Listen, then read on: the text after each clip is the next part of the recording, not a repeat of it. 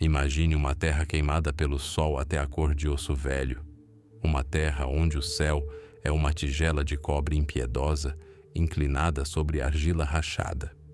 Aqui, entre dois grandes desertos, o arábico e o sírio, a chuva quase nunca cai. E, no entanto, foi aqui, há quase 4.000 anos, que pulsava o coração da civilização. O segredo desse milagre era ao mesmo tempo simples e terrível. Era transportado por 2 rios, 2 deuses. O Tigre, furioso e veloz, cujas águas corriam tão rápido que esculpiam profundos desfiladeiros na terra. Seu nome em línguas antigas significava flecha. Ele era o deus da fúria repentina. Suas enchentes eram rápidas, destrutivas e imprevisíveis. Podia devastar plantações em uma única noite, podia varrer aldeias inteiras. E o Eufrates, lento, contemplativo, fluindo suas águas suave e majestosamente. Seu leito era raso, suas margens gentis. Era o deus da generosidade. Suas cheias eram longas e calmas, saturando a terra com umidade, deixando para trás uma espessa camada de lodo precioso. Eles corriam quase em paralelo, esses 2 irmãos, tão diferentes em caráter, e a faixa de terra entre eles, a Mesopotâmia, entre os rios, era seu campo de batalha eterno e sua dádiva compartilhada. Todos os anos traziam lodo fértil das montanhas distantes, uma dádiva que permitia 2, às vezes 3, colheitas por ano, transformando a estreita faixa de terra entre os desertos no jardim mais abundante da terra. Mas essa dádiva nunca foi gratuita. A vida aqui era uma luta constante pelo controle. Por milhares de anos, as pessoas aprenderam a domar seus deuses. Cavaram canais, desviando o Eufrates para seus campos. Construíram barragens e diques, tentando conter a fúria do Tigre. Sua civilização foi construída de barro e água. Suas casas, seus templos, seus palácios, tudo era feito de tijolos de barro, lama de rio seca ao sol. O barro, denso e rico como a própria vida, era seu material de construção. E a água era seu sangue. Por isso, no século XVIII a.C., esta terra não conhecia a paz. Era um mosaico de cidades-estado em guerra.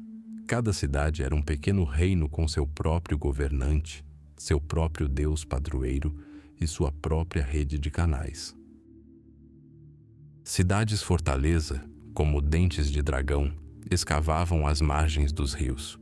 Ur, Uruk, Isim, Eshnuna e a poderosa Larsa, ao sul, cujo rei, Rim-Sim, se considerava o governante de toda a antiga Suméria. Essas cidades estavam constantemente em guerra umas com as outras. Lutavam pelas rotas comerciais que serpenteavam ao longo dos rios. Lutavam por pastagens para o gado, mas, na maioria das vezes, lutavam pela água. Bloquear o canal de um vizinho significava condenar seus campos à seca. Romper uma represa rio acima significava afogar o exército inimigo em uma inundação artificial. A água era a arma suprema. A água era poder. Nesse caldeirão fervilhante de ambição, intriga e guerras mesquinhas, às margens do tranquilo Eufrates, erguia-se uma cidade que não parecia ser nem a mais poderosa, nem a mais rica. Controlava apenas uma pequena porção de terra. Seu exército não inspirava muito temor em seus vizinhos. Estava cercada por inimigos poderosos, Larsa ao sul, Eshnuna ao norte e o reino de Mari, bem a oeste. Essa cidade era chamada Babilônia, que significa portão de Deus. Seus governantes, descendentes da tribo nômade amorita, lutavam para manter o controle sobre seu pequeno território. O pai do futuro grande rei, um homem chamado Sin-Mubalit, passou seus 20 anos de reinado em intermináveis guerras defensivas, manobrando desesperadamente entre vizinhos predadores.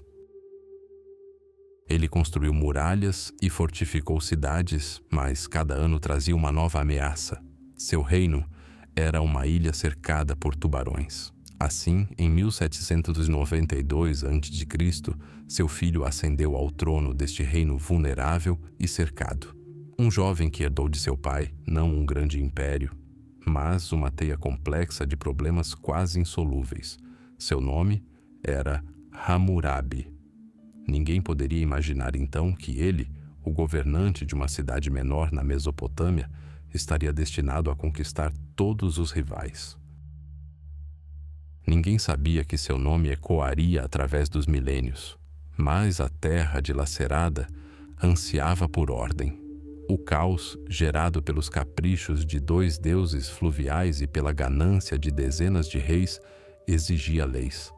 Alguém precisava esculpir as regras em pedra para que não fossem levadas pela próxima enchente. E esse homem já contemplava as águas turvas do Eufrates, planejando seus primeiros passos.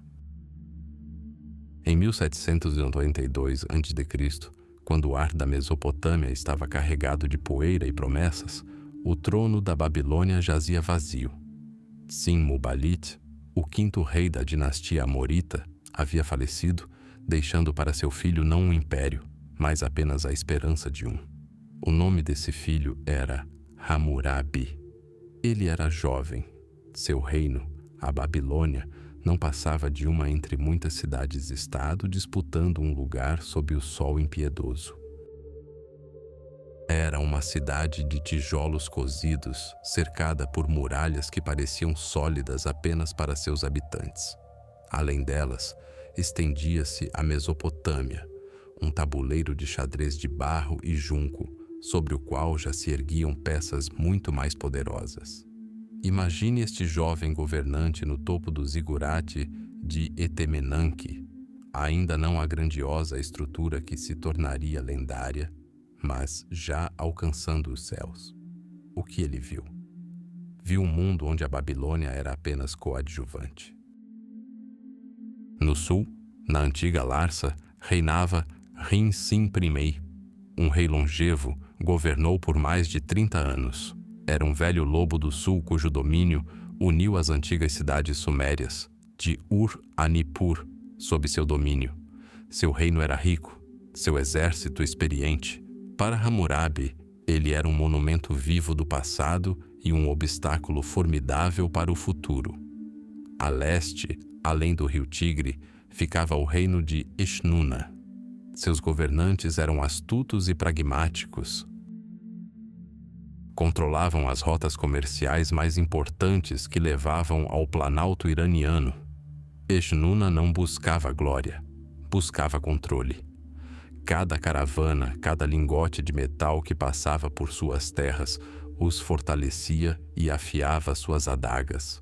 A noroeste, às margens da grande curva do Eufrates, erguia-se a brilhante cidade de Mari. Seu palácio, com milhares de aposentos e famosos afrescos, era uma maravilha de sua época. O rei Zimri-Lin, contemporâneo de Hammurabi, era um diplomata e guerreiro habilidoso, cujos arquivos revelam a complexa teia de alianças, traições e espionagem que envolvia a região. Mari era mais do que apenas uma rival. Era um espelho no qual Hammurabi podia ver o que a Babilônia ainda não havia se tornado. E sobre todos eles, como uma nuvem de tempestade, pairava a sombra de Elam, um poderoso estado do leste. Os elamitas eram forasteiros, falavam uma língua diferente, e sua intervenção nos assuntos da Mesopotâmia era sempre sangrenta e destrutiva. Neste mundo, onde cada vizinho era predador ou presa, Hammurabi ascendeu ao trono. Ele era o 6º rei de sua dinastia e não possuía nenhum vasto exército, nem incontáveis tesouros. Ele tinha algo mais. Ele tinha uma ideologia. No prólogo de suas futuras leis, ele se autodenomina o pastor escolhido por Enlil. Essas palavras não são meramente uma figura poética, elas representam um programa político. Um pastor, ou reum, Em Acádio, não é um conquistador. Ele é um protetor. É alguém que cuida de seu povo como um pastor cuida de seu rebanho. Ele garante que os canais estejam cheios de água, que os campos produzam colheitas, que viúvas e órfãos não sejam injustiçados, que os fortes não oprimam os fracos. Esse conceito de poder, orientado para a justiça, era sua principal arma em um mundo de força bruta. A segunda parte do título, escolhido por Enlil, era seu mandato divino. Enlil era o deus supremo do panteão sumério-acadiano, o deus do vento, do ar e de todo o espaço. Obter sua aprovação significava obter o direito de governar toda a Mesopotâmia. Marduk era o patrono da própria Babilônia, mas Hammurabi almejava algo maior desde o início. Ele proclamou que sua missão não era local, mas de significado universal, que os próprios poderes superiores lhe haviam confiado o destino deste mundo, e ele começou a agir, mas não da maneira que se poderia esperar. Os primeiros anos de seu reinado não foram marcados pelo estrondo das batalhas, foram marcados pelo som dos martelos dos construtores. Ele não desafiou Rissim, nem Zimri-Lim. Fortaleceu as muralhas da Babilônia e da vizinha Sipara. Construiu e restaurou templos, conquistando o favor de sacerdotes e deuses. Abriu novos canais, levando água a terras ressequidas e conquistando a lealdade dos agricultores. E, mais importante ainda, ele emite o decreto Misharum, um decreto de justiça. Com um único traço de seu estilete em uma tábua de argila, ele perdoa parte das dívidas do povo comum, libertando milhares da escravidão por dívidas. Isso foi mais do que um simples ato de misericórdia. Foi uma jogada política brilhante. Ele não podia comprar um exército, mas podia comprar a lealdade de seu povo. Ele mostrou a todos, amigos e inimigos, que era o próprio pastor mencionado nos antigos hinos. Ele não teve pressa. Observou. Aguardou o momento certo. Reuniu forças, reforçando sua retaguarda, enquanto seus poderosos vizinhos se desgastavam mutuamente em guerras intermináveis. Era um leão jovem cercado por tigres velhos e sabia que sua hora chegaria. Por ora, era simplesmente Hammurabi da Babilônia. Um pastor afiando seu cajado, sabendo que um dia ele se tornaria um machado de guerra. A história da Mesopotâmia permanecia congelada em expectativa. Em 1792 a.C., quando o jovem rei Hammurabi ascendeu ao trono, a Babilônia era apenas um ponto no mapa da Mesopotâmia, um ponto espremido entre gigantes. Não era uma cidade lendária com muralhas que tocavam o céu. Era um reino modesto, vulnerável, cercado por inimigos cujos nomes eram pronunciados com mais reverência do que o do novo governante babilônico. Ao sul, na poderosa Larsa, reinava a velha raposa Rim-Sim, veterana de dezenas de guerras e governante de quase toda a Suméria. Ao norte e ao leste, os reinos de Mari e Eshnuna cresciam em poder. Todos eles viam a Babilônia como um petisco saboroso, um incômodo temporário às margens do Eufrates. Hammurabi não herdou um império, mas um problema. E para resolvê-lo, ele tinha 3 ferramentas: a guerra, a água e as palavras. Comecemos pela água. Na Mesopotâmia, a água era tudo. Era vida e morte, bênção e maldição. Os rios Tigre e Eufrates carregavam lodo fértil, mas também traziam inundações devastadoras. Controlar a água significava controlar a colheita, os grãos, a vida dos súditos e o próprio destino do reino. Um canal era mais do que apenas uma vala cheia de água. Era uma artéria de poder. Cavar um novo canal significava revitalizar o deserto, fundar uma nova cidade, alimentar milhares e conquistar sua lealdade eterna. Bloquear o canal de um inimigo significava condenar seus campos à seca, seu povo à fome e suas muralhas ao colapso inevitável sem um único golpe de lança.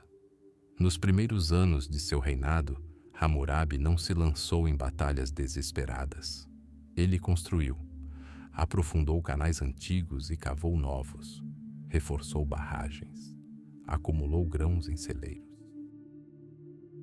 Transformou seu pequeno reino em uma fortaleza capaz de sobreviver a qualquer cerco, fosse um exército inimigo ou uma seca implacável. A água foi sua primeira e mais confiável arma. Então veio a guerra. Mas a guerra de Hammurabi não foi uma incursão nômade às cegas. Foi um jogo de xadrez, onde cada peça se movia com fria precisão. Ele esperou quase 30 anos antes de desafiar seus principais rivais. Por 30 anos, observou, aguardou o momento certo, forjou e depois rompeu alianças. Suas primeiras campanhas não visavam os gigantes, mas seus vassalos enfraquecidos. Ele foi conquistando os territórios das outras nações aos poucos, expandindo suas fronteiras lenta e metodicamente. As cidades de Uruk e Isin, outrora grandes centros da civilização suméria, caíram sob seu ataque, mas não se tornaram meros espólios de guerra. Foram incorporadas ao seu crescente império, seus recursos e homens agora servindo a Babilônia. Seu exército, experiente nesses conflitos locais, cresceu e se fortaleceu. Pontas de lança de bronze brilhavam sob o sol escaldante, e carros de guerra puxados por burros levantavam nuvens de poeira nas estradas que saíam da Babilônia. Cada vitória não era um fim, mas apenas uma preparação para o próximo movimento, mais difícil. Mas seu instrumento mais sutil e preciso era a palavra. Sabemos disso não por lendas, mas por milhares de tabuletas de argila encontradas nas ruínas do Palácio de Mari. São letras cuneiformes, correspondências diplomáticas daquela época, e aqui Hammurabi surge diante de nós não apenas como um guerreiro, mas como um mestre da intriga. Ele escreve ao rei de Mari, chamando-o de irmão, e ao mesmo tempo firma um pacto secreto com seu inimigo. Promete ajuda militar a um aliado, mas envia apenas uma força simbólica, reservando suas tropas para um ataque decisivo em outro lugar. Ele teceu uma teia de alianças, colocando seus inimigos uns contra os outros, forçando-os a se exaurirem em guerras mútuas, enquanto a Babilônia fortalecia seu império. As palavras também eram uma arma de propaganda. Hammurabi não se limitava a conquistar cidades. Ele lhes trazia justiça. Em suas inscrições, ele se autodenominava não apenas um rei, mas um pastor escolhido pelos deuses para cuidar de seu povo. Ele promulgou decretos perdoando dívidas, os chamados Éditos Misharum, conquistando popularidade entre o povo comum, mesmo em território inimigo. Os rumores sobre o justo rei babilônico precediam seu exército, e às vezes os portões da cidade se abriam para ele sem resistência. Ele criou a imagem de um governante que não trazia escravidão, mas ordem e prosperidade. Era uma guerra de mentes, e Hammurabi a travou com a mesma habilidade que demonstrava no campo de batalha: guerra, água e palavra. 3 elementos que Hammurabi subjugou à sua vontade. Usou a água para alimentar seu exército e matar de fome seus inimigos. Usou a guerra para tomar o controle de novos cursos d'água e terras. E usou a palavra para justificar suas guerras, consolidar seu poder e pavimentar o caminho para novas conquistas. Durante as 3 primeiras décadas de seu reinado, transformou um reino fraco e vulnerável em uma força experiente e pronta para atacar. As grandes potências da Mesopotâmia ainda o desprezavam, mas seus olhares já estavam tingidos de alarme. A velha raposa, Rin-Sin de Larsa, Ainda não sabia que o jovem lobo da Babilônia já afiava os dentes, preparando-se para um salto que mudaria para sempre o mapa do mundo antigo. O grande jogo estava apenas começando. As campanhas militares terminaram. A poeira levantada pelos cascos de milhares de burros e pelos pés dos soldados assenta nos campos da Mesopotâmia. A Babilônia não é agora apenas uma cidade-estado, mas o núcleo de um império, a veia pulsante da vida desde o Golfo Pérsico até as fronteiras da Síria. Mas o império, costurado a partir do mosaico de reinos conquistados, é um colosso com pés de barro. Como governar este mosaico de povos? Como obrigar os acádios, sumérios e amoritas a viverem segundo as mesmas regras, quando seus costumes, deuses e conceitos de justiça diferem tanto quanto os tons de areia no deserto? Hammurabi, o rei guerreiro, estava prestes a se tornar um rei construtor. Mas ele não estava construindo muralhas ou templos. Ele estava construindo um estado. E o alicerce desse estado não seria a força bruta, mas algo mais sólido, algo inabalável, a justiça. Mas como tornar a justiça visível, tangível? Como transmiti-la a cada comerciante no mercado, a cada agricultor cultivando sua terra à beira do canal? As palavras dos decretos lidas por arautos são levadas pelo vento. As tabuletas de argila contendo leis são frágeis, podem ser escondidas ou destruídas nos arquivos do palácio. Hammurabi precisava de um arauto que não pudesse mentir, um monumento que falasse por si mesmo. Ele escolheu diorito, negro como a noite no deserto, salpicado de minúsculas faíscas de feldspato, uma pedra mais dura que o ferro, uma pedra que quase resiste ao cinzelamento. A escolha do material foi uma declaração. Não se tratava de uma tábua de argila que pudesse ser quebrada ou levada pela água. Era a eternidade. O trabalho começou a se intensificar. Os melhores pedreiros do reino labutaram por semanas, meses, nesses blocos gigantescos. O ar nas oficinas estava denso de pó de pedra, ressoando com os golpes monótonos e ritmados de martelos em cinzéis de bronze.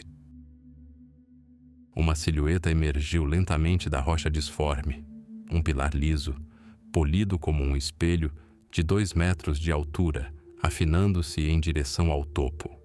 Ao mesmo tempo, outra obra invisível estava em andamento. Nos scriptoria, à luz de lamparinas de óleo, sábios e escribas, a mando do rei, compilavam as tradições jurídicas de dezenas de cidades. Estudavam as antigas leis sumérias, as decisões dos tribunais acádios e os costumes amoritas. Isso não surgiu do nada. Foi um esforço titânico de sistematização e unificação. Hammurabi não inventou a justiça.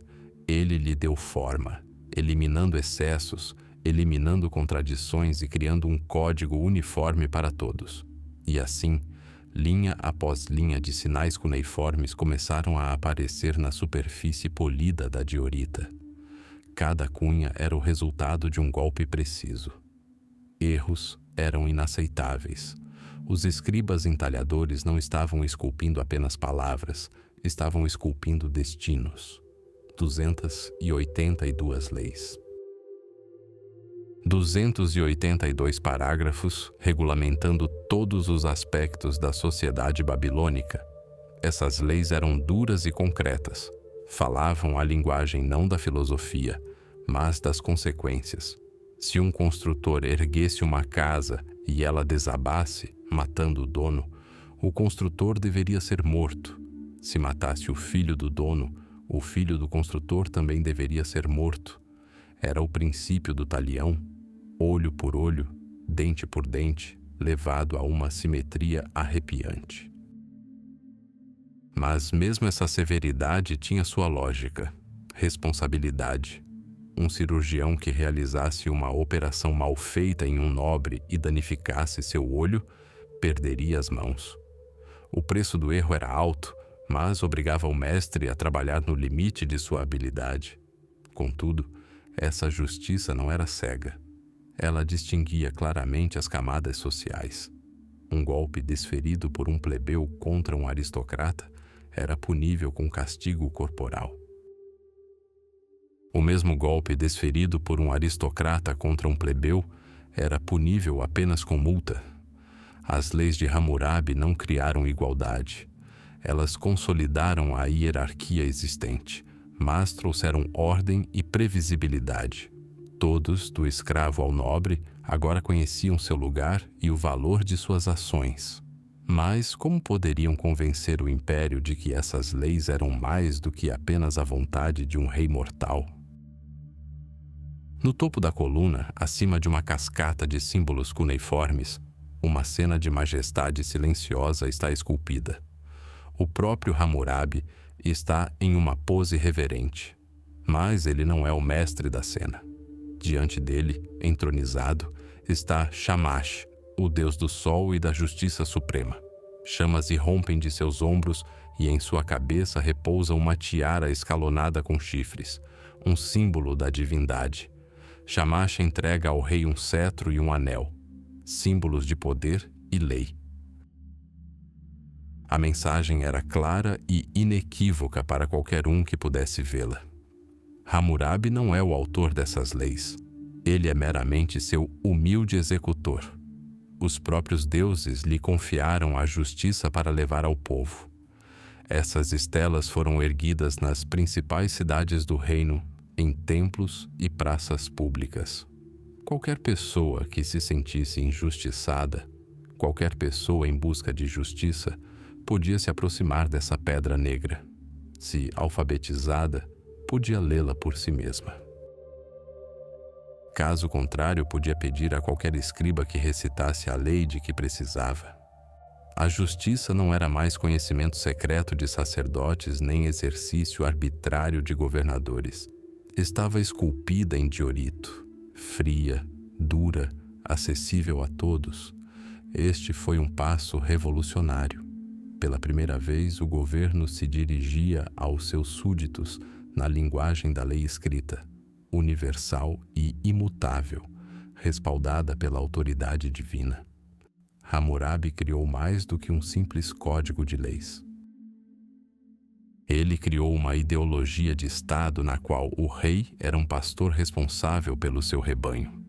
Como ele próprio escreveu no epílogo de suas leis, que o forte não oprima o fraco, que a justiça seja feita ao órfão e à viúva. A espada do conquistador subjugou as terras, mas foi precisamente esta pedra negra, inscrita em escrita cuneiforme, que estava destinada a conquistar mentes e corações, unindo povos díspares sob a sombra da lei esculpida em pedra. O sol derrete os tijolos das ruas da Babilônia. A poeira paira no ar denso, misturada ao cheiro de cerveja de tâmaras e à fumaça das lareiras. A vida fervilha, vibra, barganha e disputa. E então, num instante, um grito corta esse zumbido. Um lampejo de fúria, um movimento descuidado, um golpe. E para um homem, o mundo mergulha para sempre numa sombra de um olho só. O que vem a seguir? Vingança? Sangue por sangue, que só gerará mais sangue, afogando famílias inteiras em rixas intermináveis?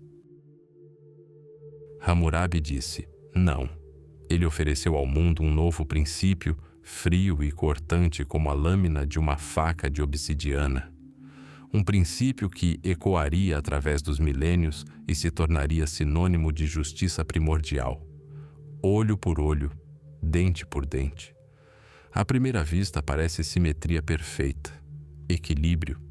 Você me tirou a visão, o Estado a tirará de você. Não seu irmão, não seu filho, não seu pai enfurecido, mas a máquina imparcial da lei. Foi uma revolução. Uma tentativa de substituir o caos das rixas sangrentas pela fria aritmética da retribuição. Mas o diabo, como sempre, está nos detalhes. E na sociedade de Hammurabi, esses detalhes determinavam tudo. A justiça, esculpida em uma estela de diorito negro, tinha uma face diferente para cada pessoa. Ela olhava para você e via não apenas uma pessoa, mas também o seu status. Imaginemos nossa disputa nas ruas da Babilônia. 2 Avilum, cidadãos plenos e livres, proprietários de terras, começam uma briga. Um arranca o olho do outro. Os juízes abrem os códigos penais. Artigo 196. O veredicto é claro e inevitável. O carrasco contratado pelo Estado fará seu trabalho. Olho por olho. Literalmente. Dor por dor. Escuridão por escuridão. Esta é uma justiça cruel, porém simétrica, entre iguais. Agora vamos mudar apenas um detalhe. Um dos litigantes ainda é um Avilum, nobre e rico. Mas sua vítima é um Muskenum, um homem livre, porém de posição social inferior, talvez um arrendatário ou artesão. O golpe é o mesmo, o sangue é o mesmo. O olho perdido enxerga tão pouco quanto antes, mas a lei vê de forma diferente. Artigo 198. Sem executor, sem dor retaliatória. O Avilum culpado deve pagar uma multa. O preço do olho de um Muskenum é uma mina de prata. Isso equivale a cerca de 60 ciclos. Uma quantia enorme para um plebeu, mas bastante acessível para a nobreza. O olho de um cidadão pleno era inestimável e exigia um sacrifício retaliatório.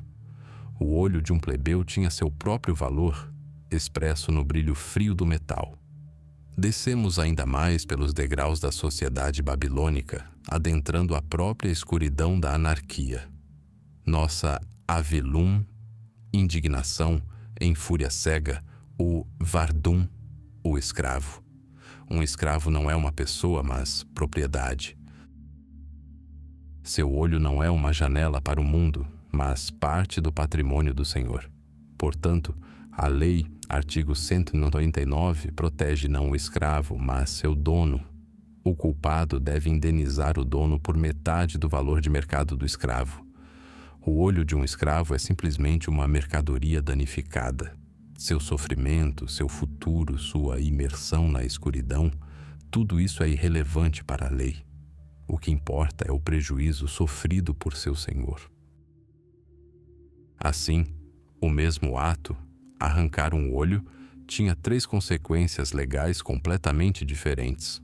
Um crime, mas 3 preços.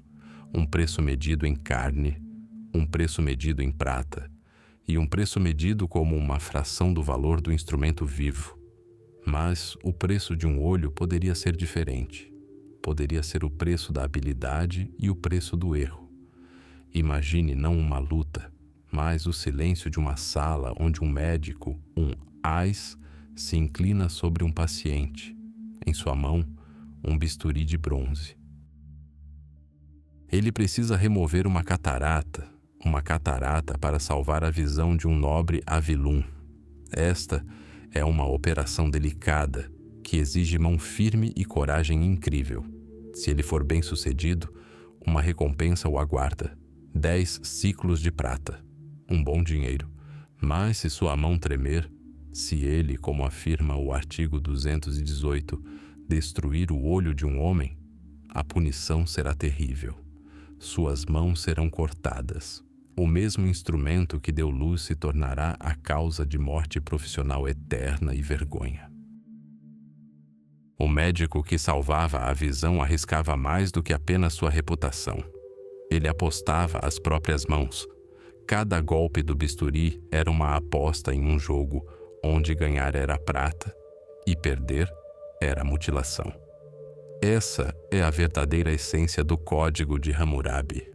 Não se trata apenas de uma coleção de regras brutais. É um contrato social detalhado, meticulosamente elaborado até o último centavo e o último chicote. Um código que consolidou uma hierarquia onde o valor da vida humana, da dor humana e até mesmo de partes do corpo humano não era absoluto, mas estritamente regulamentado. O valor de um olho não era uma questão de medicina ou moralidade. Era uma questão do seu lugar no mundo, gravado em pedra para a eternidade. Na agitação de um mercado babilônico, sob o sol escaldante da Mesopotâmia, o destino não era decidido por espada ou palavra, mas por uma fina camada de argila úmida. Diariamente, milhares de mãos moldavam essas tábuas e milhares de estiletes de junco as inscreviam com símbolos cuneiformes. Essa era uma época em que a civilização se mantinha unida por contratos. Comprar um boi, arrendar um campo, contratar um trabalhador, tudo que tinha um preço precisava de sua sombra de argila, seu documento. Sem ele, uma transação não passava de vento, um som vazio sobre o Eufrates. As leis de Hammurabi não apenas recomendavam, elas exigiam. O artigo 7 do seu código ressoa como o golpe de um martelo de juiz. Se um homem comprar da mão do filho de outro homem, ou da mão do escravo de outro homem prata ou ouro, um escravo ou escrava, um boi ou uma ovelha, um jumento ou qualquer outra coisa, sem testemunhas e sem contrato, então esse homem é um ladrão. Ele será morto. Pense nisso. Não apenas a transação é inválida, não apenas uma multa, morte, por falta de documentação e testemunhas. Porque no mundo de Hammurabi, propriedade não registrada é propriedade roubada. Uma tabuleta de argila impressa com os selos cilíndricos das partes e as assinaturas das testemunhas era o único escudo contra o caos, a única prova de direito. E esse princípio, o princípio do contrato inviolável, permeava não apenas o comércio, mas também o próprio âmago da sociedade, a família. O artigo 128 declara: se um homem se casar e não fizer um contrato com ela, essa mulher não será sua esposa. O casamento não era simplesmente a união de duas pessoas, mas um acordo legal selado em pedra. E a parte central desse acordo era o dote da noiva, seu sheriktum. Ao contrário do que muitos acreditam erroneamente, o dote não era um pagamento para a mulher, era sua propriedade pessoal, sua rede de segurança econômica. Ela o levava para a casa do marido, mas não lhe pertencia. Podia incluir peças de lã fina, móveis de cedro, utensílios de cobre, algumas moedas de prata ou até mesmo um escravo. Tudo isso era cuidadosamente registrado e se tornava parte do contrato de casamento. E a lei protegia essa propriedade. Se um marido decidisse se divorciar de sua esposa, que lhe dera filhos, ele era obrigado a devolver-lhe integralmente o dote. Além disso, ele tinha que lhe dar parte de seus bens, campos, jardins e casas, para que ela pudesse criar os filhos. Se a esposa morresse sem filhos, seu dote não permanecia com o marido, mas retornava à casa de seu pai. A lei não permitia que a linhagem do marido se enriquecesse à custa da desgraça da linhagem da esposa. O dote era o elo que unia as gerações, e a lei garantia que esse elo não fosse rompido. Mas a luta mais acirrada pelos direitos se desenrolou no que diz respeito à herança. Aqui, a vontade do pai colidia com a santidade da lei, o amor paterno com a raiva paterna. Por padrão, após a morte do pai, seus bens eram divididos igualmente entre os filhos. Era um acordo simples e compreensível. Mas e se o pai, com raiva de um dos filhos, decidisse deserdá-lo? Poderia simplesmente riscar o nome do filho do testamento? O Código de Hammurabi responde: não. Um pai não podia agir por capricho. O artigo 168 é uma obra-prima da sabedoria jurídica, protegendo o filho da ira do pai. Se um pai desejasse deserdar o filho, tinha que comparecer perante os juízes e declarar formalmente: deserdo meu filho. Os juízes não se contentavam com a sua palavra. Eram obrigados a investigar o caso. E se considerassem a culpa do filho leve, Se fosse a sua primeira infração, o pai não podia deserdá-lo. A lei dava ao filho o direito de errar. Somente se o filho cometesse um pecado grave contra o pai uma segunda vez, é que os juízes dariam seu consentimento. Essa decisão, tomada não no calor de uma briga familiar, mas na frieza do tribunal, era definitiva. A lei se interpunha entre pai e filho, não como um executor, mas como um mediador sábio. Reconhecia a autoridade do pai, mas limitava sua tirania. Exigia justiça, não obediência cega. Assim, do mercado à lareira, a vida de um babilônio era inscrita na argila. Um contrato de cevada, um contrato de casamento, uma decisão judicial sobre herança, tudo isso era mais do que simples registros. Eram os alicerces com os quais Hammurabi construiu seu estado. Um estado onde os direitos de propriedade, os laços familiares e o futuro dos filhos eram protegidos não apenas pela vontade dos deuses, mas também por disposições legais claras e precisas, esculpidas em pedra e impressas na argila. E essa argila, cozida pelo sol de milênios, nos transmitiu não apenas uma lista de regras, mas a voz viva de uma civilização que lutava desesperadamente por ordem em meio ao caos eterno. Imagine um pedaço de argila úmida, fria e pesada na palma da sua mão, um pouco maior que uma mão humana. Agora pegue uma cana afiada, um estilete, e pressione sua ponta na superfície maleável, uma impressão em forma de cunha. Depois outra e outra. Assim nasceu a palavra na Mesopotâmia. Assim nasceu o poder. E assim, cunha por cunha, Hammurabi construiu seu império não apenas com a espada, mas também com a informação. Leis esculpidas em pedra foram o acorde final de seu reinado. Mas a sinfonia do poder se desenrolava diariamente em milhares dessas tabuletas de argila. Elas eram o sistema nervoso do império, uma veia pulsante por onde fluíam ordens, denúncias e súplicas. De Babilônia, como uma aranha do centro de sua teia, Hammurabi estendia seus fios até os confins do reino. Mensageiros especiais, trocando de cavalos nas estações de correio, percorriam estradas empoeiradas sob o sol escaldante, entregando o testamento real, selado em envelopes de argila. O que havia nessas cartas? Tudo, absolutamente tudo. O drama da vida cotidiana e da alta política, condensado em algumas dezenas de linhas de escrita cuneiforme. Aqui está Hammurabi escrevendo para seu governador na cidade de Larsa, Sin-Idinan. Ele não está simplesmente dando instruções gerais. Não. O rei exige um relatório sobre a colheita de tâmaras em um pomar específico. Ele pergunta por que a entrega de óleo de gergelim está atrasada. Ele ordena a transferência de 21 trabalhadores de um canal para outro para agilizar os reparos. Este não é apenas um rei. Este é o administrador-chefe, o principal responsável pela logística, o principal gestor de seu estado. Cada detalhe, por menor que fosse, estava sob seu controle. Mas eis aqui uma carta com um tom completamente diferente. Ela é endereçada a um espião na corte de Zimri-Lim, o poderoso governante do reino de Mari. Hammurabi quer saber sobre movimentações de tropas, o humor dos nobres e negociações secretas com os elamitas.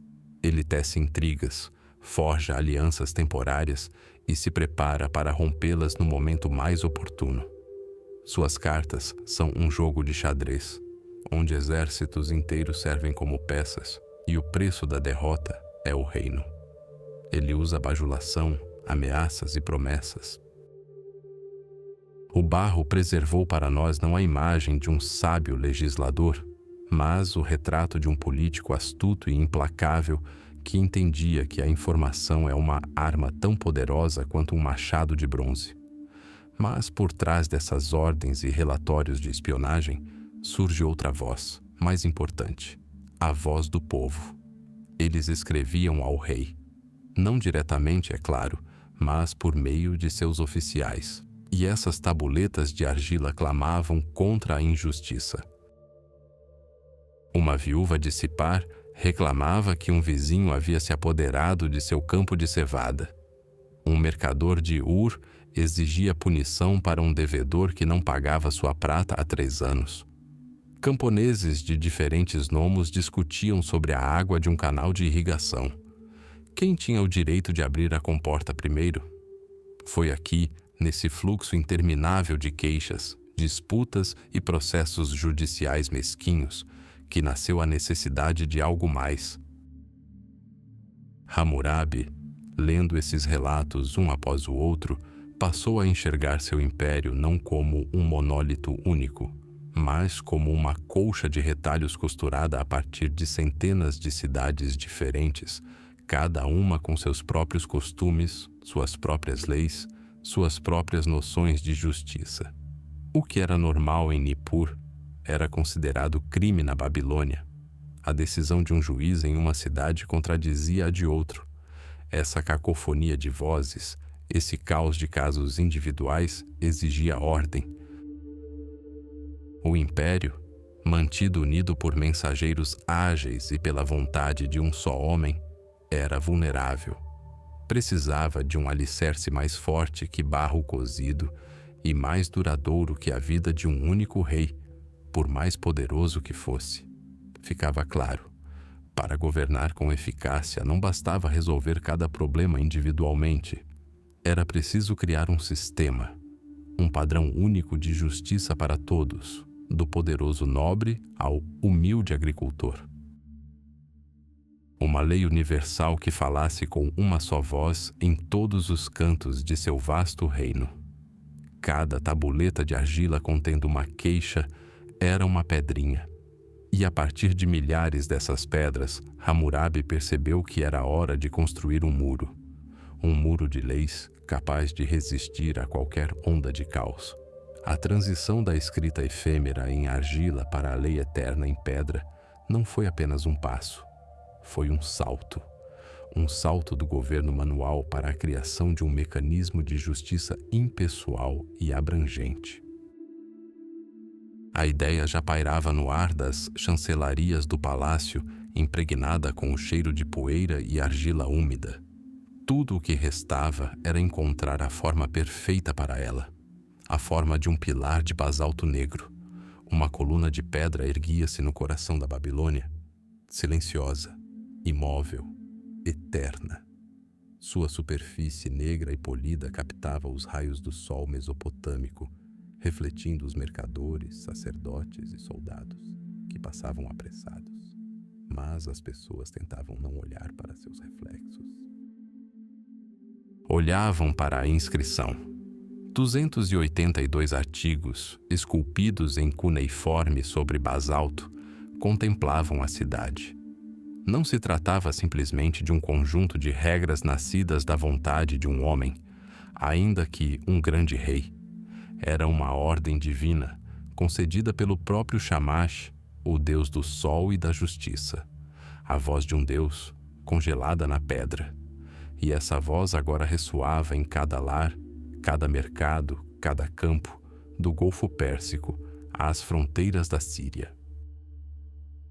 O Código de Hammurabi não foi o primeiro código de leis da história, mas foi o mais abrangente, o mais detalhado e, mais importante, o mais público.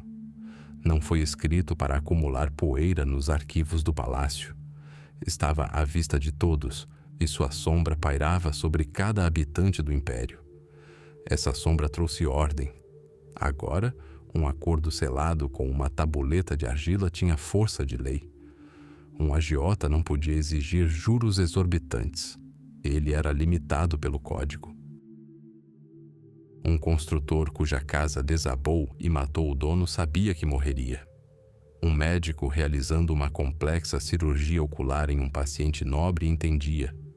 O sucesso lhe renderia 10 ciclos de prata, enquanto o fracasso lhe custaria o próprio braço. A lei trouxe previsibilidade à vida. era a estrutura sobre a qual Hammurabi construiu seu império unificado. Transformou cidades-estado díspares, cada uma com seus próprios costumes, em um único organismo, pulsando ao ritmo de uma única pulsação, a pulsação da lei. Mas a sombra dessa estela era enganosamente uniforme. Na realidade, ela recaía sobre os ombros de pessoas com diferentes níveis de influência. A lei de Hammurabi não era cega. Pelo contrário, ela enxergava tudo e, sobretudo, o status social. A sociedade babilônica era estritamente dividida em 3 classes. No topo estava o Avilum, o povo, cidadãos plenos, nobres, sacerdotes e grandes proprietários de terras. Abaixo deles estavam os Mushkenum, homens livres, mas com menos direitos, uma espécie de funcionário público ou trabalhador dependente. E na base da pirâmide social estavam os Wardum, escravos, considerados propriedade, e para cada um deles a lei tinha seu próprio padrão. O famoso princípio de olho por olho, dente por dente, talion, era plenamente aplicável apenas entre iguais. Se um Avilum arrancasse o olho de outro Avilum, perdia o próprio olho. Justiça, cruel e simétrica. Mas se o mesmo Avilum arrancasse o olho de um Mushkenum, escapava com uma multa, uma mina de prata. A vida e a saúde de uma pessoa tinham seu próprio preço, claramente definido. Se ele arrancasse o olho de um escravo, a multa era ainda menor, metade do valor do escravo, paga ao seu senhor. Não ao próprio escravo, ao seu senhor. Esse abismo permeava todos os 282 artigos. Se um homem livre abrigasse um escravo fugitivo, enfrentaria a morte. Se auxiliasse uma escrava no parto e depois alegasse que a criança era sua língua seria cortada. A lei não apenas refletia a desigualdade social, ela a consolidava.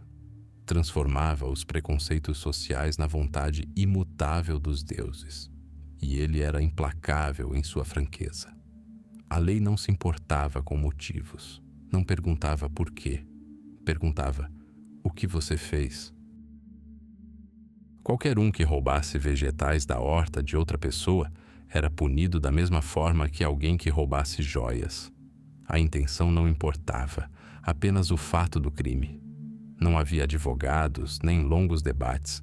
Havia testemunhas, juramentos e, nos casos mais difíceis, aprovação. Um julgamento divino, um julgamento pelo rio. O acusado se atirava nas águas do Eufrates. Se o rio o aceitasse, era culpado. Se o empurrasse para a margem, era inocente. E assim o império viveu sob a sombra da estela de basalto. Cada passo, cada palavra, cada respiração era medido e avaliado. A sombra da lei oferecia proteção a alguns e ameaçava a outros. Criava ordem, mas essa ordem era baseada no medo.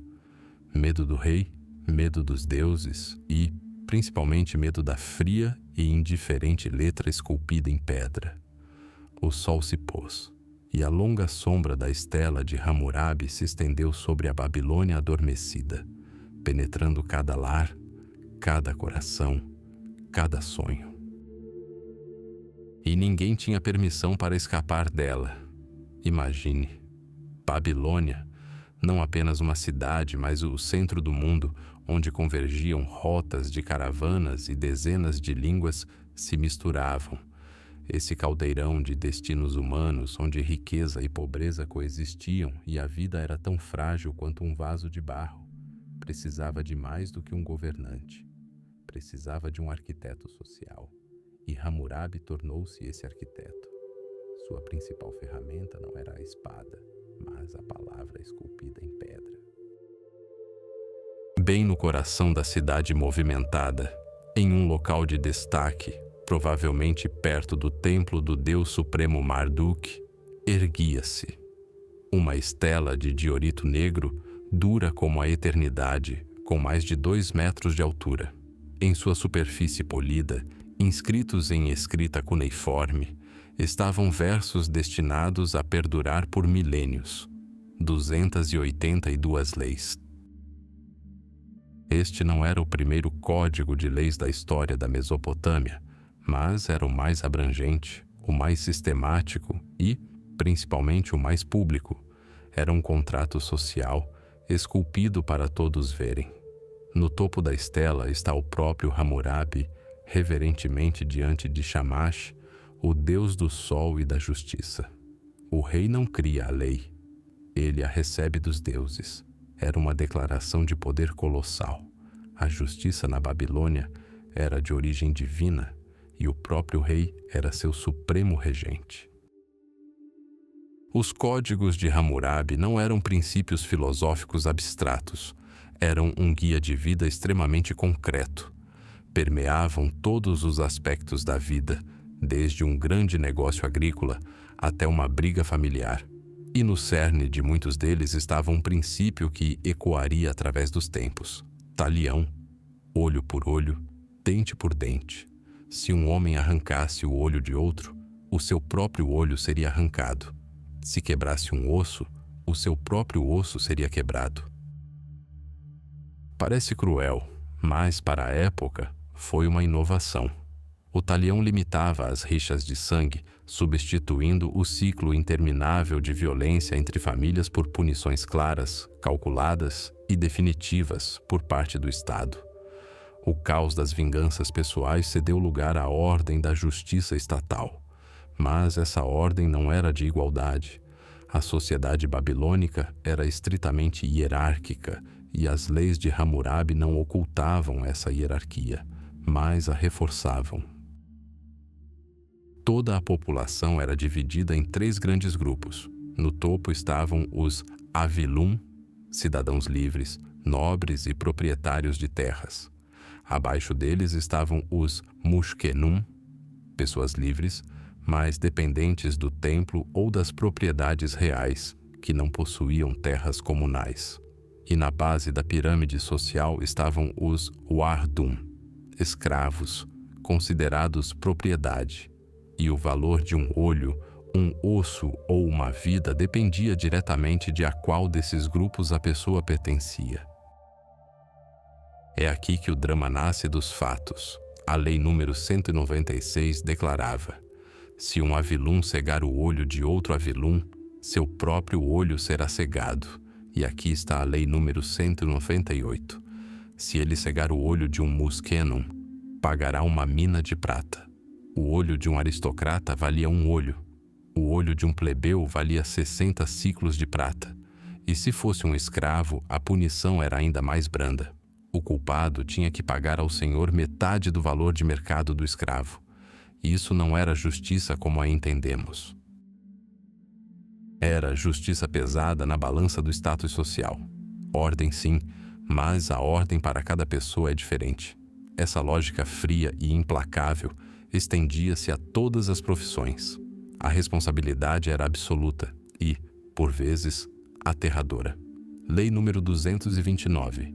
Se um construtor construir uma casa para um homem e não fizer o seu trabalho com segurança, e a casa que construiu desabar e matar o dono, esse construtor será morto. Mas piora.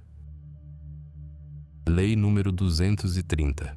Se ele matar o filho do dono, o filho desse construtor será morto. Não o culpado, mas o seu filho. O princípio do talião, levado a um extremo arrepiante, onde o valor da vida de uma criança é igual ao da vida de outra criança. Um médico que realizasse uma operação mal feita num escravo poderia perder as mãos para nunca mais poder exercer a profissão. Mas se um escravo morresse durante a operação, ele apenas compensava o dono pelos custos.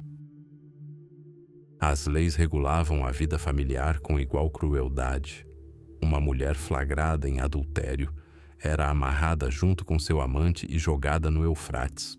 Contudo, seu marido tinha o direito de perdoá-la e resgatá-la da água, mas, nesse caso, o rei também era obrigado a perdoar o amante. A mulher não era desprovida de direitos. Em caso de divórcio, O marido era obrigado a devolver seu dote e destinar uma parte de seus bens para a criação dos filhos. As leis a protegiam de ações arbitrárias, mas a mantinham dentro dos rígidos limites do mundo patriarcal. O Código de Hammurabi é um retrato de uma civilização que buscava desesperadamente a estabilidade. Ele regulamentava o aluguel de bois, os salários dos pastores, as penalidades para roubo de colheitas e danos aos canais de irrigação. Era uma tentativa de criar uma realidade previsível e administrável, onde cada pessoa, do nobre ao escravo, conhecesse seu lugar exato, seus direitos, seus deveres e, principalmente, o custo de seus erros. Este não era um código de liberdade ou igualdade, era um código de ordem. Uma ordem brutal e hierárquica, mas uma ordem preferível ao caos imprevisível que assolava além dos muros da Grande Babilônia. E essa ordem, esculpida em diorito negro, tornou-se a base sobre a qual futuros impérios foram construídos. O grande rio do tempo mina até as represas mais fortes. O império de Hammurabi, construído com os tijolos cozidos das leis e mantido unido pela vontade de um só homem, não foi exceção. Após sua morte, não desmoronou da noite para o dia. Não, a queda de grandes poderes raramente é rápida. Foi como o lento rachar de uma gigantesca tábua de barro sob o sol escaldante da Mesopotâmia. O filho de Hammurabi, Samsu-iluna, herdou o trono, mas não o gênio do pai. Ele era um guerreiro, não um construtor. Passou a vida inteira correndo de um incêndio para outro, tapando as rachaduras de um reino que se desfazia. No sul, nos pântanos das regiões baixas do Tigre e do Eufrates, a dinastia marítima ascendeu, rompendo para sempre com a antiga Suméria. Do leste, das montanhas Zagros, tribos cassitas começaram a infiltrar-se nas terras férteis, estrangeiros com nomes incompreensíveis e costumes rudimentares. Não guerreavam, simplesmente se estabeleciam, enraizando-se na terra, transformando-a por dentro. Samsu-iluna lutou desesperadamente. Derrubou as muralhas das cidades rebeldes, venceu batalhas, mas perdeu a guerra pela unificação. Cada cidade reconquistada deixava uma cicatriz no império. Cada vitória custava sangue que não podia mais ser pago. Geração após geração. Babilônia ainda era a maior cidade do mundo. Seu zigurate ainda perfurava o céu. Seus sacerdotes ainda serviam a Marduk e seus escribas copiavam o código de leis de seu grande ancestral. Mas seu brilho estava se apagando. Sua força estava diminuindo. O império havia se reduzido ao tamanho de seu coração, a Mesopotâmia Central. E os governantes da Babilônia, os descendentes de Hammurabi, olhavam para o sul, para os rebeldes das províncias marítimas e para o leste, para os intrometidos cassitas. Aguardavam um golpe vindo de lá. Eles estavam olhando na direção errada. Bem ao noroeste, a centenas de quilômetros, através de estepes ressequidas e terras estrangeiras, nas montanhas da Anatólia, onde o ar era puro e cortante, nascia uma nova força predatória. Um povo que falava uma língua indo-europeia e se autodenominava hititas. Eram filhos da pedra e do ferro. Seu reino, Hatti, foi forjado em guerras intermináveis com seus vizinhos. Aprenderam a dominar o metal como ninguém antes deles. Mas sua maior arma, seu verdadeiro milagre, não era o bronze, nem mesmo o ferro primitivo. Era a biga. Não se tratava da carroça pesada que os sumérios usavam há 1000 anos. O carro de guerra hitita era leve, veloz e mortal. 2 rodas raiadas, uma plataforma para 2, um condutor e um arqueiro. e uma parelha de cavalos selecionados e especialmente treinados. Era um tanque da Idade do Bronze, uma avalanche que varria a infantaria, uma força de ataque capaz de romper qualquer linha. E à frente dessa força estava um rei cuja ambição não conhecia limites. Seu nome era Mursili Pinmate. Ele era jovem, implacável e via o mundo como um mapa de futuras conquistas. Já havia conquistado o norte da Síria e esmagado a poderosa cidade de Alepo, e agora seu olhar se voltava ainda mais para o grande rio Eufrates, ali onde, na névoa do calor, jazia a cidade mítica, a pérola da civilização, Babilônia. Esta não foi uma campanha simples, foi uma travessia por todo o mundo conhecido, mais de 1.500 quilômetros por território hostil. Um pesadelo logístico, uma aventura militar à beira da loucura. Durante meses, o exército de Mursili marchou para o sul. A poeira levantada por milhares de metros e centenas de carros de guerra subiu aos céus. O rio Eufrates era seu guia, sua estrada. Eles carregavam consigo não apenas armas, mas também uma nova e brutal forma de fazer guerra. E assim, no ano de 1595 a.C., a tempestade atingiu a região. O último rei da dinastia de Hammurabi, Samsu-ditana, avistou os carros de guerra hititas nas muralhas de sua cidade tarde demais. As defesas da Babilônia, enfraquecidas por décadas de conflitos internos, não estavam preparadas para um ataque tão forte. Os hititas não se contentaram com um cerco prolongado. Atacaram imediatamente, com toda a sua força.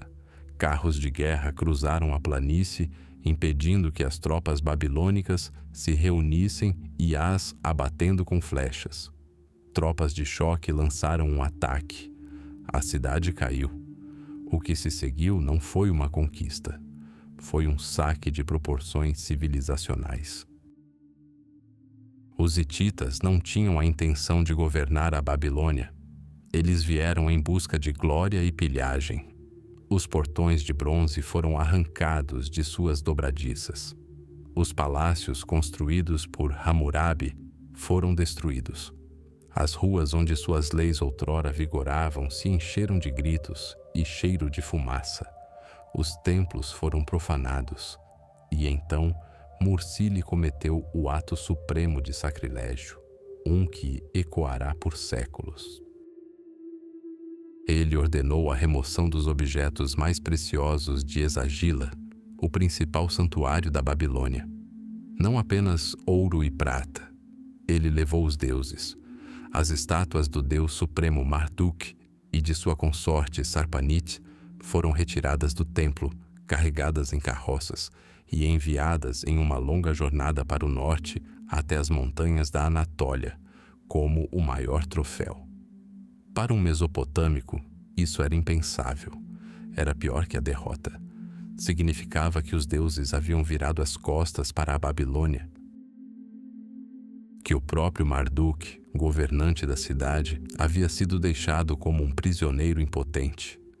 Saciados de pilhagem, os hititas partiram, tão repentinamente quanto chegaram. Deixaram para trás ruínas fumegantes e um vazio imenso no trono. A dinastia de Hammurabi, que governara por quase 300 anos, terminou em fogo e cinzas. O grande legislador não deixou herdeiro capaz de resistir à tempestade vinda do norte. A tempestade hitita passou e se dissipou. Mas, no vácuo de poder resultante, aqueles que há muito aguardavam seu momento nas fronteiras chegaram à devastada e humilhada Babilônia, os cassitas. Entraram na cidade sem lutar, tomaram o que restava do grande poder e fundaram sua própria dinastia. Uma dinastia destinada a governar por mais tempo que os descendentes do próprio Hammurabi. Uma era havia chegado ao fim. O código de leis jazia como uma tábua quebrada entre as ruínas, e o deus da Babilônia partiu para um longo e humilhante exílio.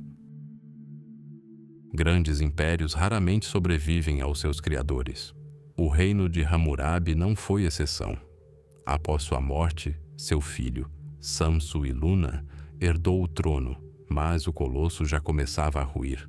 Rebeliões eclodiram no sul, cidades caíram uma após a outra, como tâmaras maduras demais de uma palmeira. O poder, cimentado pela vontade de um homem, começou a desmoronar quando essa vontade se dissipou na eternidade. A estela contendo as leis ainda permanecia na praça principal da Babilônia, mas sua sombra diminuía. E então, 1,5 século após a morte de Hammurabi, uma verdadeira tempestade veio do norte, das montanhas da Anatólia. Os hititas. Seus carros de guerra eram trovões, suas espadas de ferro, relâmpagos. Em 1595 a.C., o exército do rei hitita Mursili I desceu sobre a Babilônia. A cidade que parecia eterna foi tomada e saqueada. O ouro dos deuses, os tesouros dos palácios, tudo foi levado. A dinastia de Hammurabi chegou ao fim para sempre. Outros povos chegaram à cidade deserta, os cassitas. Eles governaram a Mesopotâmia por quase 400 anos. O código de Hammurabi não desapareceu completamente. Escribas nas escolas, os Eduba, continuaram a copiá-lo em tabuletas de argila. Era um bom exercício, um texto clássico, mas o espírito da própria lei, a ideia de uma justiça única para toda a terra em nome do Rei e Deus, estava se dissipando. A estela se transformou de um símbolo vivo de poder em uma relíquia do passado, um monumento a uma era de ouro que ninguém jamais conseguiria replicar. Mas a pior humilhação ainda estava por vir. No século XII a.C., um novo poder surgiu no leste, Elam, com sua capital em Susa. O rei elamita, Shutruk-Narhunta, era um colecionador insaciável de troféus. Por volta de 1158 a.C., ele lançou um ataque devastador à Babilônia e levou mais do que apenas ouro. Levou também símbolos. Removeu a famosa estela do rei Naram-Sin de Sipar e da Babilônia, ordenou a remoção do principal monumento da cidade, o pilar de basalto com as leis de Hammurabi inscritas. Imagine esta cena. Um enorme bloco de diorito negro, com 2 metros de altura e pesando quase 4 toneladas, é carregado em carroças. Escravos e bois se esforçam para arrastá-lo centenas de quilômetros para o leste até uma capital estrangeira. Isso não foi apenas um roubo. Foi o roubo de uma alma. Shutruk-Narhunt queria apagar a memória da grandeza da Babilônia, apropriando-se de seu artefato mais importante. Em Susa, ele chegou a ordenar que seus pedreiros apagassem parte das leis na base da estela para gravar seu nome ali, sua inscrição triunfal de vitória. Mas, ironicamente, a inscrição nunca foi feita. Uma cicatriz em branco e silenciosa permaneceu para sempre no corpo da lei. E então, houve silêncio. Um longo e denso silêncio de séculos. O Império Elamita havia caído. Susa foi destruída. Os palácios foram reduzidos a pó. E a estela de Hammurabi, troféu de conquistador, jazia enterrada sob os escombros de uma cidade estrangeira. Esquecida, perdida. Por milhares de anos, areia e terra a ocultaram dos olhos humanos. O nome de Hammurabi aparecia em textos cuneiformes, mas sua maior obra, seu código, era conhecida apenas em fragmentos, a partir de cópias de estudantes em argila. A imagem completa se perdeu. A lei tornou-se lenda e sua encarnação física, uma mera pedra enterrada sob a terra. Isso continuou por quase 3.000 anos. Impérios surgiram e desapareceram. Assíria, Pérsia, o Império de Alexandre, Roma. Religiões nasceram e morreram. O mundo mudou completamente. E então, na virada do século XIX para o XX, uma expedição arqueológica francesa liderada por Jacques de Morgan chegou à Pérsia, ao sítio da antiga Susa. Eles buscavam vestígios da civilização elamita. No inverno de 1901, enquanto um vento frio soprava pelas ruínas da antiga Acrópole, a picareta de um operário atingiu algo duro. Não era o mesmo som. Não era um baque surdo em tijolo de barro, mas um golpe claro e ressonante em pedra. Começou então uma cuidadosa limpeza. De sob a terra seca e rachada, emergiu uma superfície lisa e escura, coberta por fileiras organizadas de minúsculos símbolos, escrita cuneiforme. Eles a encontraram, em 3 grandes pedaços, como uma coluna partida por um raio. Quando os fragmentos foram remontados, os arqueólogos, atônitos, se depararam com a própria coluna de basalto que Shutruk-Nakhunt havia saqueado da Babilônia 30 séculos atrás. No topo havia um baixo relevo, o rei em pé, humildemente diante de Shamash, o deus do sol e da justiça, e abaixo dele colunas de texto, centenas de leis esculpidas com incrível precisão. Foi uma sensação mundial. O Deus esquecido, Shamash, estava mais uma vez promulgando sua lei. E a lei ressuscitada, resgatada do esquecimento, preparava-se para contar sua história a uma humanidade que quase havia esquecido o nome de seu primeiro grande legislador. A estela foi transportada para o Louvre, em Paris, onde permanece até hoje. Após 3.000 anos de esquecimento, a voz do rei Hammurabi foi ouvida novamente, e o mundo, prendendo a respiração, começou a escutar. A morte não poupa nenhum rei. Hammurabi, o grande unificador, governante e legislador, partiu como todos os mortais. Seu império, aparentemente eterno, ainda respirava sua vontade, ainda vivia por sua palavra, esculpida em pedra. No próprio coração da Babilônia, na praça central, sob o sol escaldante da Mesopotâmia, erguia-se aquela mesma estela de diorito negro com 2 metros de altura. Sua superfície lisa, polida por milhares de olhares, refletia a agitação da cidade. Mercadores fechavam negócios, sacerdotes realizavam rituais, juízes administravam a justiça. E cada um deles sabia que a ordem era imutável. Estava esculpida em pedra, 282 leis, coroadas com a imagem do próprio Hammurabi recebendo-as de Shamash, o deus do sol e da justiça. Isso era mais do que um simples conjunto de regras, era um pacto, um monumento à ideia de que o poder não é apenas força, mas também responsabilidade, que a justiça deveria ser conhecida por todos, do nobre ao escravo. Mas o tempo é um grande destruidor. Ele desgasta a pedra e reduz dinastias a pó. Décadas se passaram, séculos se passaram. O poder da Babilônia enfraqueceu. Suas muralhas, antes impenetráveis, tornaram-se vulneráveis.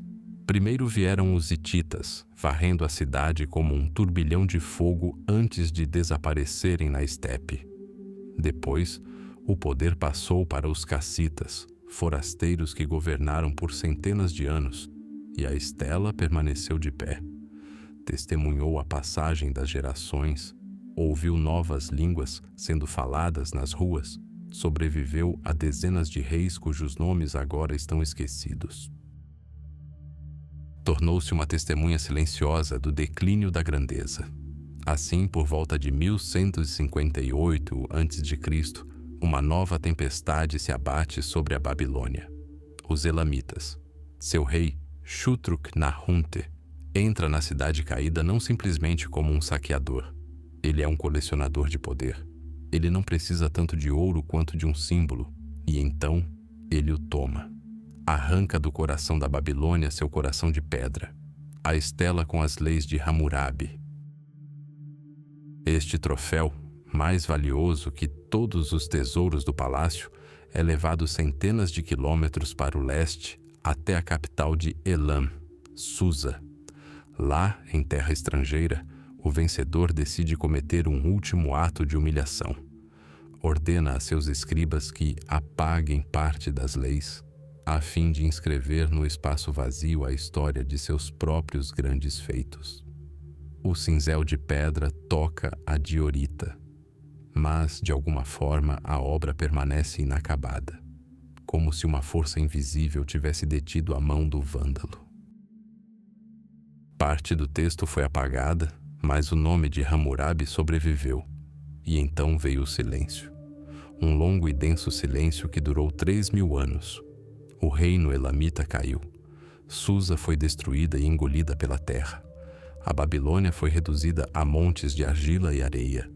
Os nomes de Hammurabi e Shutruk-Nahunte eram conhecidos apenas por um punhado de estudiosos que decifravam tabuletas cuneiformes semidecompostas. A estela, o maior monumento legal do mundo antigo, repousava nas profundezas da terra, enterrada sob camadas de poeira, esquecimento e civilizações mortas. Chegou o século XX, a era do vapor, da eletricidade e de uma nova ciência, a arqueologia. Uma expedição francesa liderada por Jacques de Morgan escava o sítio da antiga Susa, no atual Irã. É o inverno de 1901. Trabalhadores contratados em aldeias locais escavam a terra metodicamente, o som das pás raspando a pedra. Mas esta não é uma pedra comum. É grande demais, lisa demais, preta demais. 3 grandes fragmentos de rocha basáltica são extraídos da terra, um a um. Quando são limpos da sujeira milenar, os arqueólogos ficam paralisados. Toda a superfície da pedra está coberta por fileiras perfeitamente uniformes de inscrições cuneiformes e, no topo, uma imagem familiar de outras descobertas, um rei, humildemente de pé diante de uma divindade sentada. O mundo ainda não sabe o que encontrou, mas já entende. É algo grandioso. Os fragmentos são cuidadosamente embalados e enviados para Paris, para o Louvre. Lá, na tranquilidade de seus escritórios, os cientistas começam seu trabalho. As peças são reunidas, os sinais cuneiformes, silenciosos por 30 séculos, lentamente, sílaba por sílaba, começam a falar, e não falam de conquistas ou rituais. Falam do preço de um olho arrancado, dos honorários do médico por uma operação bem-sucedida, da punição para um construtor negligente cuja casa desabou e matou seu dono. O mundo está redescobrindo as leis de Hammurabi. Hoje, esta estela negra encontra-se em um salão do Louvre, atrás de um vidro espesso, banhada por luz artificial. Mas ela é mais do que apenas uma peça de exposição. É um espelho. O espelho de Hammurabi. Olhando para ele, vemos o reflexo de um mundo há muito desaparecido, sua crueldade e seu anseio por ordem. Vemos uma sociedade dividida entre livres, semilivres e escravos, onde a vida de uma pessoa valia mais do que a de outra. Vemos uma justiça que pune em vez de corrigir, seguindo o princípio inexorável de olho por olho. Mas nesse mesmo espelho, em suas profundezas antigas e escuras, vemos algo mais. Vemos um reflexo dos primeiros passos da humanidade rumo ao império da lei. A própria ideia de que a lei deve ser escrita e acessível ao público não oculta nas mentes de sacerdotes ou nos caprichos de um governante. Vemos paralelos impressionantes com códigos posteriores, incluindo as leis de Moisés, como se um grande rio de justiça tivesse fluído através dos séculos, mudando de curso, mas jamais secando. E, finalmente, neste espelho, vemos a nós mesmos. Nossa própria sociedade, com seus complexos sistemas jurídicos, suas constituições e declarações de direitos humanos. Vemos o quão longe nos afastamos do princípio de Talião e, ao mesmo tempo, Reconhecemos que as questões fundamentais que Hammurabi procurou abordar, as da justiça, da responsabilidade e da ordem, ainda nos confrontam. O rei está morto. O império virou pó. A cidade está em ruínas, mas a voz inscrita na pedra sobreviveu a todos eles. E hoje, quase 4.000 anos depois, ela continua a falar, e nós a ouvimos.